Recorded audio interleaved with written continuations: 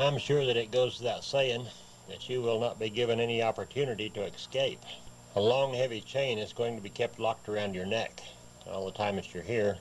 Even if you did manage to get your hands and feet loose, there's no way in hell you'd get a chain over your head. Chained. In the darkest corners of human existence, where the line between reality and nightmare blurs, stories of unspeakable horror emerge. Welcome to a journey that will take you deep into the chilling realm of captivity, where the human spirit clashes with unimaginable cruelty. In this video, we uncovered the disturbing tales of individuals who endured the unthinkable, chained up and held captive. Brace yourselves as we delve into the shadows, revealing the sheer will to survive, the terror of confinement, and the unrelenting pursuit of justice.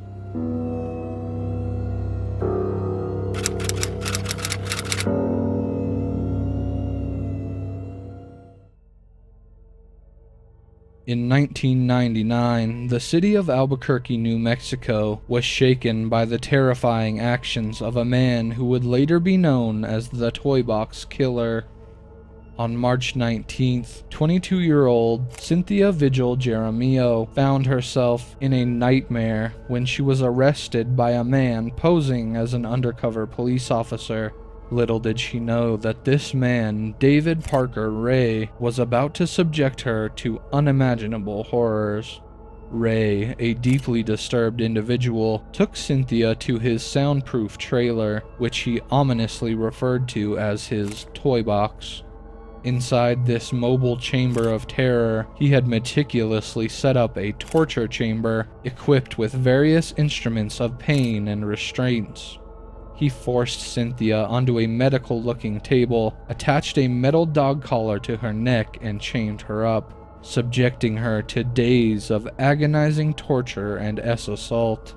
With the assistance of his girlfriend, Cindy Hinney, Ray unleashed his sadistic desires on Cynthia. He played a chilling audio recording detailing the horrors she would endure and referred to himself as Master.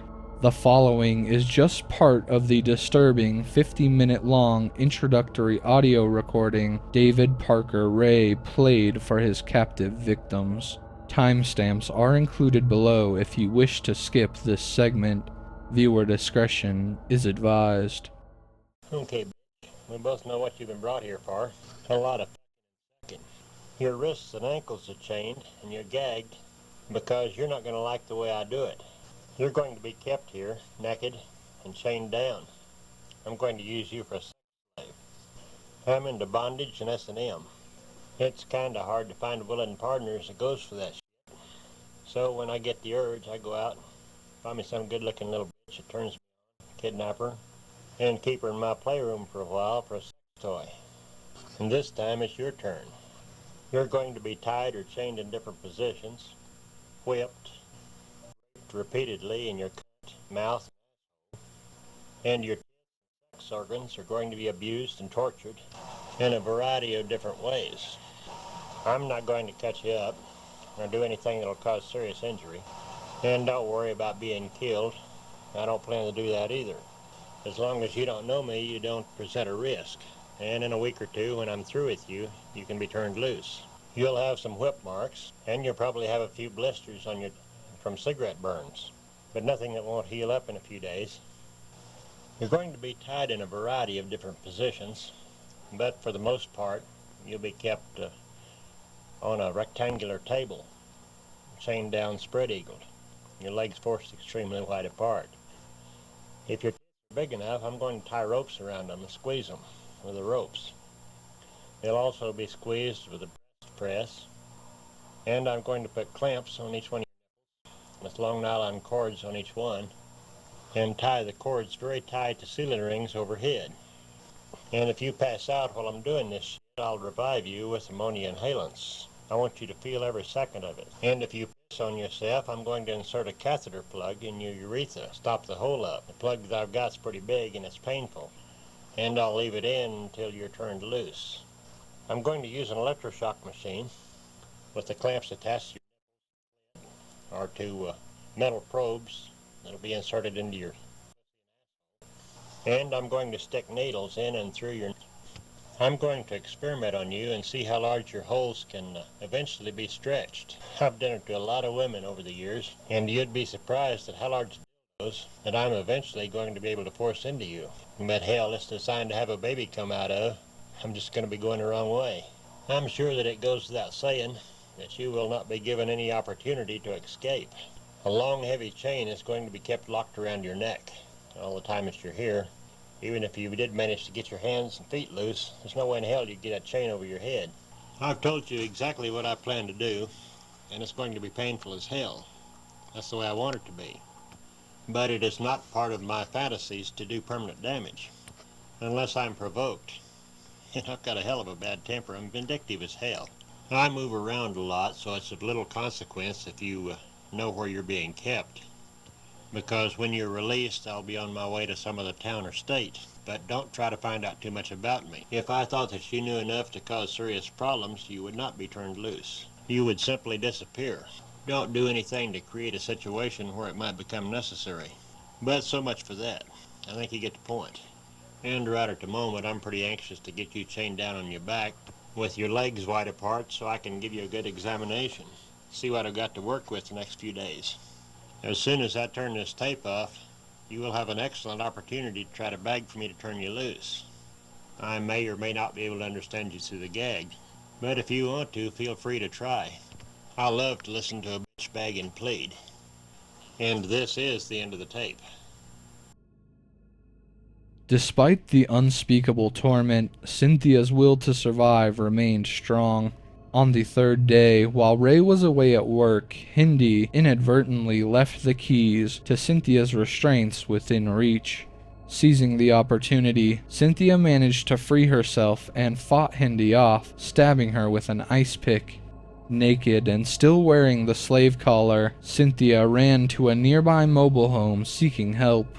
She was taken in by a compassionate homeowner who called the police, leading to the capture of David Parker Ray and Cindy Hinney. The investigation that followed exposed a horrific chamber of horrors in Ray's toy box. The trailer was filled with implements of torture, bondage devices, and disturbing diagrams detailing different methods of inflicting pain. Ray's crimes weren't solely linked to Cynthia. Another survivor, Angelica Montano, came forward to share her story of abduction, drugging, and assault at Ray's hands. She had reported her ordeal to the police earlier, but her claims were disregarded. Ray's trailer also held a videotape depicting the assault and torture of Kelly Garrett, who miraculously survived.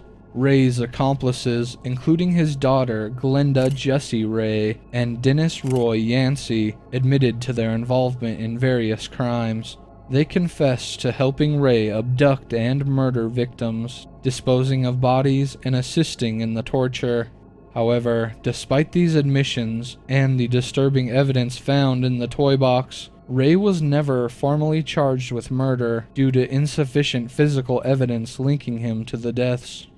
In 2001, Ray was convicted of kidnapping and torture related to Cynthia Vigil, Angelica Montano, and Kelly Garrett. He was sentenced to 224 years in prison for his crimes. Cindy Hinney and Jessie Ray also received sentences for their roles in the abductions and torture. Justice was delivered, but it came with haunting questions about the extent of Ray's crimes. Authorities believed that he could be responsible for many more murders, but without concrete evidence, these suspicions remained unresolved. David Parker Ray died of a heart attack in 2002, just 3 years into his prison sentence. Cynthia Vigil's survival story stands as a testament to human resilience and the will to overcome the darkest of circumstances. Her escape from the clutches of the toy box killer saved her life and potentially prevented more innocent victims from suffering similar fates. The legacy of those who survived and the pursuit of justice for Ray's potential victims continue to drive law enforcement's commitment to investigating this chilling case. As we conclude our journey into the shadows of these chilling true crime cases, we've witnessed the raw strength of the human spirit juxtaposed against the darkest facets of human nature. These stories serve as a reminder that within the depths of captivity, the flames of survival burn fiercely, casting light upon the resilience that can emerge even in the bleakest of circumstances. But these are just a few chapters in the vast and complex world of true crime.